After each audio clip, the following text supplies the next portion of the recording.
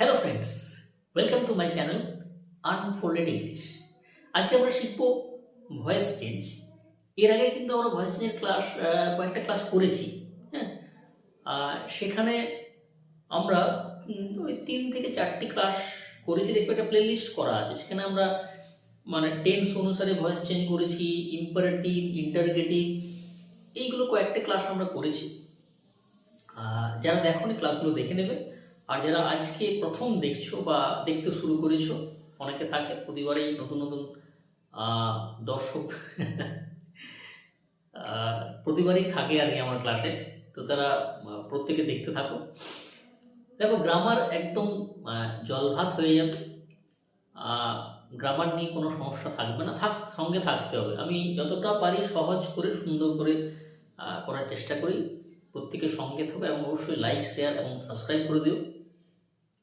দেখো, এই যে ভয়েস চেঞ্জ আমাদের কোথায় কোথায় কাজে লাগে, আমরা কোথায় কোথায় ভয়েস করি। দেখো, যদি আমরা মানে সিলেবাস অনুসারে যাই, আমাদের ওয়েস্ট বেঙ্গল বোর্ডের যে সিলেবাস যদি দেখি, সেখানে আমাদের ক্লাস 6-7 থেকে ধরলাম, 7 থেকে ভয়েস চেঞ্জ আছে। 7-এ আসে, 8-9-10 মাধ্যমিক পরীক্ষায় প্রতি বছর একটা করে ভয়েস চেঞ্জ আসে। তাহলে বিভিন্ন চাকরির পরীক্ষাও ভয়েস চেঞ্জ থাকে। এবার কথা হচ্ছে যে পরীক্ষায় থাকে বলেই কি ভয়েস চেঞ্জটা শিখবো, বা যদি না থাকে তাহলে কি শিখবো না? হ্যাঁ, একটা থাকে সেই জন্য কি এতগুলো ভয়েস চেঞ্জ শিখবো? ব্যাপারটা কিন্তু সেটা নয়। দেখো, ভয়েস চেঞ্জ পরীক্ষায় আসবে এই জন্য করবো, হ্যাঁ এই জন্য করবো, বাট সেটা কিন্তু আমাদের মানে মূল উদ্দেশ্য নয়। আমাদের শেখাটা, দেখো ভয়েস চেঞ্জ কোথায় কোথায় কাজে লাগে। আমরা যখন দেখি কোনো প্যাসিভ ভয়েস, মানে আমরা যখন কোনো রিপোর্ট লিখি, রাইটিং যদি আমরা দেখি, সেখানে প্যাসিভ ভয়েস হয়। হ্যাঁ, আমরা ধরো কেউ কাজটা করছে, সেটা আমরা আমরা একদম ডিরেক্টলি বলছি না, তখন দেখবে জেরক্স করা লেখাতে না, দোকানে জেরক্স করা হয়, এখানে জেরক্স করা হয়, এখানে মানে আঁকা শেখানো হয়, এখানে নাচ শেখানো হয়, এখানে ফুটবল খেলা হয়। তো এইগুলো কোন ভয়েসে থাকে? এগুলো প্যাসিভ ভয়েসে থাকে। ঠিক আছে, তো প্যাসিভ ভয়েস শুধু কিন্তু মানে ভয়েস চেঞ্জ শিখবো শুধু ভয়েস করার জন্য নয়। কিন্তু দেখবে টেন্সের জন্য আমরা প্রশ্নপত্র করি, ক্লাস মাধ্যমিকে যেগুলো আসে, যেখানে সেটা করতে গেলেও কিন্তু আমাদের ভয়েস জানা দরকার। ঠিক আছে, রিপোর্ট লেখার জন্য ভয়েস চেঞ্জ দরকার।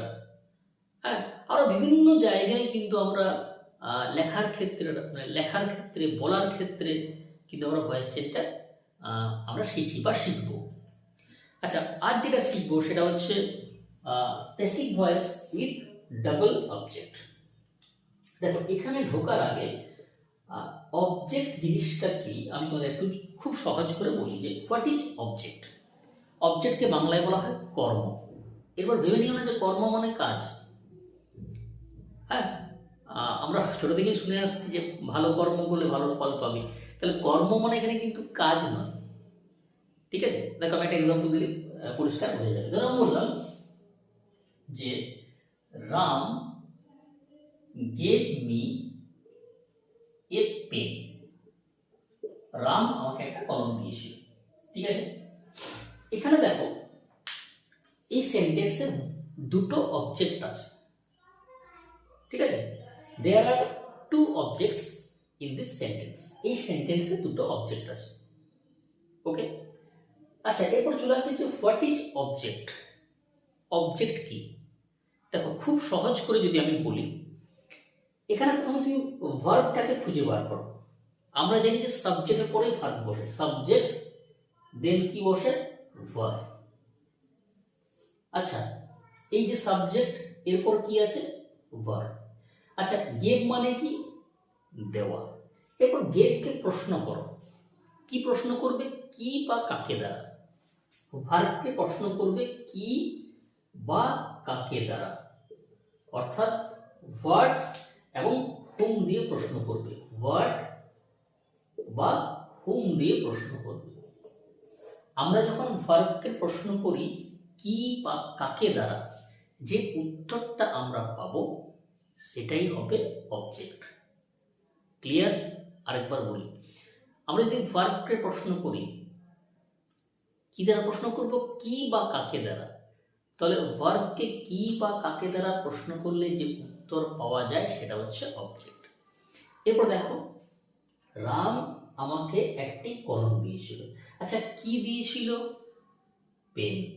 আচ্ছা, কাকে দিয়েছিল? মি। দুটো অবজেক্ট আসছে না?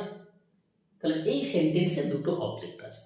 এরপর দেখো এই অবজেক্ট, আমরা যদি এই অবজেক্টটা দেখো এখানে মিটা হচ্ছে কিন্তু লিভিং থিং অর্থাৎ ব্যক্তিবাচক, আর পেনটা হচ্ছে নন লিভিং থিং অর্থাৎ বস্তুবাচক। মাথায় রাখবে, যদি আমরা কি দ্বারা প্রশ্ন করি তখন সেটা হবে ডাইরেক্ট অবজেক্ট, যেটা হচ্ছে আমাদের বস্তুবাচক, বস্তু। আর যদি কাকে দ্বারা প্রশ্ন করি তখন সেটা হবে ইনডাইরেক্ট, সেটা হচ্ছে আমাদের ব্যক্তিবাচক। ক্লিয়ার? কি বললাম? যদি কি দ্বারা প্রশ্ন করি, হোয়াট দ্বারা প্রশ্ন করি, সেটা হবে ডাইরেক্ট, সেটা নন লিভিং থিং অর্থাৎ বস্তুবাচক। আর যদি কাকে দ্বারা প্রশ্ন করি তখন সেটা হবে ইনডাইরেক্ট, সেটা হচ্ছে আমাদের ব্যক্তিবাচক। বুঝা গেল? এরপর এটার ভয়েস চেঞ্জ আমরা কিভাবে করবো? ঠিক আছে, দেখো আমরা ভয়েস চেঞ্জে কি শিখেছি বলতো? যে অ্যাক্টিভের অবজেক্টটি প্যাসিভে কি হবে? সাবজেক্ট হবে। আমরা শিখেছি না যে Ram eats rice, rice is eaten by Ram. ঠিক আছে, আই রোট এ লেটার, তাহলে a letter was written by me. এখানে দেখো দুটো অবজেক্ট আছে। এরপর তুমি কি করবে? এটাকে সাবজেক্ট করবে না এটাকে করবে? কোনটা করবে? দেখো, আচ্ছা অবজেক্ট চেনার আরেকটা উপায় রয়েছে যে ভার্বের পরে যেটা বসবে সেটাই অবজেক্ট হবে। দেখো ভার্বের পরে বসেছে অবজেক্ট, তাই না? এইভাবেও কিন্তু বোঝা যায়। এরপর দেখো আমি এটাকে সাবজেক্ট করছি, দেখো মিটা আছে অবজেক্ট, একে সাবজেক্ট করলে কি হবে? আই। এরপর দেখো গেম অর্থাৎ V2, দেখো আমরা করেছিলাম যে V2 থাকলে কি হয়? ওয়াজ ওয়্যার হয়। V2 মানে কি সিম্পল পাস্টে রয়েছে, তাহলে যদি একটা হয় ওয়াজ, অনেকগুলি হলে কি? ওয়্যার। তাহলে আই ওয়াজ।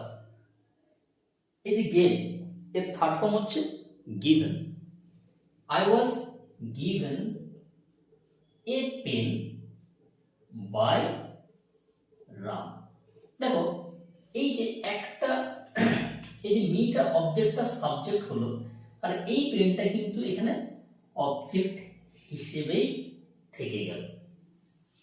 এবার কথা হচ্ছে আমি কি এটাকে সাবজেক্ট করতে পারি? হ্যাঁ, এটাকেও সাবজেক্ট করা যাবে, এটাও ঠিক। তো আমি বলতে পারি a pen was given to me by Ram। ঠিক আছে, এখানে দেখো যখন আমি এই মিটাকে অবজেক্ট হিসেবেই রেখে দিলাম, এখানে দেখো এই যে মি এর আগে একটা কি বসলো বলতো? টু, অর্থাৎ আমাকে। ঠিক আছে, রামের দ্বারা আমাকে একটা কলম দেয়া হয়েছিল, টু মি।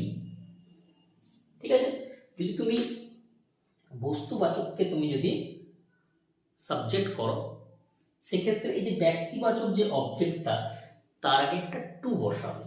আচ্ছা, যদি টু না বসায় সেটা কি ভুল হবে? না, সেটাও ভুল নয়, নাম্বার কোনোভাবেই কাটা যাবে না, বাট টু বসালে ভালো হয়। এবার তুমি যদি আমাকে বলো, আমি বলবো যে এইভাবেই করার চেষ্টা করবে, সবসময় দেখবে যে ব্যক্তিবাচকটাকে সাবজেক্ট করার চেষ্টা করবে। ক্লিয়ার? আচ্ছা, আমরা আরেকটা করি। ধরো বললাম হি টিচেস আস ইংলিশ, অর্থাৎ তিনি আমাদের ইংরেজি পড়ান। সাবজেক্ট ভার্ব দুটো অবজেক্ট, কি পড়ান? ইংরেজি, বস্তুবাচক। কাকে পড়ান? আমাদের, ব্যক্তিবাচক। আমি কি বললাম? এটাকে সাবজেক্ট করো, আটটা সাবজেক্ট হলে কি হবে? উই। এরপর প্রেজেন্ট টেন্সে আছে, অ্যামিজার হয়, এরপর উই এর পর কি হবে? আর। তাহলে we are taught English by, কি থাকলে কি হয়? হিম। কি থাকলে কি হয়? Him. We are taught English by him. আমি কি বললাম? এই ইংলিশটাকেও আমি সাবজেক্ট করতে পারি, তখন কি হবে? তখন কিন্তু হয়ে যাবে ইংলিশ ইজ, কারণ ইংলিশ কি third person singular number. English is taught to us by, বোঝা গেল? চলো আরেকটা আমরা করি। দে মেড রাহুল ক্যাপ্টেন, অর্থাৎ তারা রাহুলকে ক্যাপ্টেন বানিয়েছিল। এখানে দেখো একটু আলাদা। আমরা আগেরটা পেলাম যে যে কোনো অবজেক্টটাকে সাবজেক্ট করলেই হবে, কিন্তু আমি বললাম যে ব্যক্তিবাচককে করার চেষ্টা করবে। এখানে দেখো তারা রাহুলকে ক্যাপ্টেন বানিয়েছিল, ঠিক আছে। এরপর যদি আমি এই যে দুটো এখানে অবজেক্ট, কাকে বানিয়েছিল? রাহুলকে। কি বানিয়েছিল? ক্যাপ্টেন। এবার যদি আমি ক্যাপ্টেনটাকে যদি আমি সাবজেক্ট করতে যাই, এটা হবে না কিন্তু। ক্যাপ্টেন তো আর বানানো, মানে ক্যাপ্টেন তো আর বানাই, ক্যাপ্টেনকে তো বানানো হয়নি, মানে রাহুলকে ক্যাপ্টেন বানানো হয়েছিল। তারা রাহুলকে ক্যাপ্টেন বানিয়েছিল, তাহলে কি রাহুলকে ক্যাপ্টেন বানানো হয়েছিল, ক্যাপ্টেন নয়। ক্লিয়ার? এবার আমি কি করবো এখানে?